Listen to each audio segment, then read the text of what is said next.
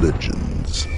Welcome to Famine Food Legends. Here at the World Food Program, we like to say that hunger is the world's greatest solvable problem.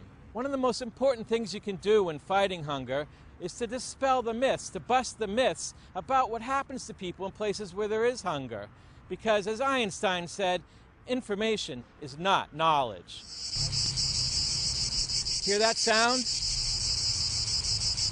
The sound of cicadas rubbing their legs to their bodies is like a dinner bell to many people on the planet.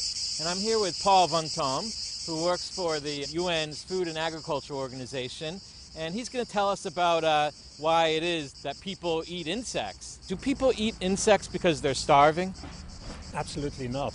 First of all, people eat insects because they're delicious, in the same way as we would eat shrimp. For the 2.5 billion approximately people for whom insects is part of their traditional culture and food habits, there is nothing that can compare to the efficiency that insects have in converting organic material to high quality proteins. The nutritional value of the insects of which we have information is very comparable to, for example, fish, which means they have a nice assortment of proteins, different proteins which are essential for us.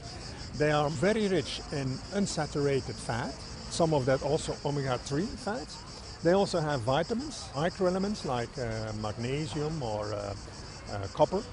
We don't have to feed them with food that actually would compete with human food, such as we are doing now in, for example, cattle raising, where we give them soybeans or grains or things like that. So we can actually farm insects on feed that is not competing to feeding human beings. How do we deal with people who do survive on agriculture, whose livelihoods are threatened by locust invasions?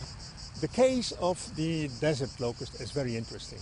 When I spoke with my colleagues from the Near East, they informed me that at the time they were a child or at the time of their fathers and grandfathers, they actually would eat locusts. Gradually, because of the spraying that started from the 50s onwards, people, and it's completely understandable, no longer eat them because they know they have been sprayed and they can be harmful for your health. Not because of it's an insect, but because of the pesticides that they may contain. Insects remain or fragments in our peanut butter, in our orange juice, in our salad, that we actually eat without even knowing it. And they're not bad for us. It's not like a pesticide, it's not like herbicides or any other food additive that may even have cancerogenous consequences.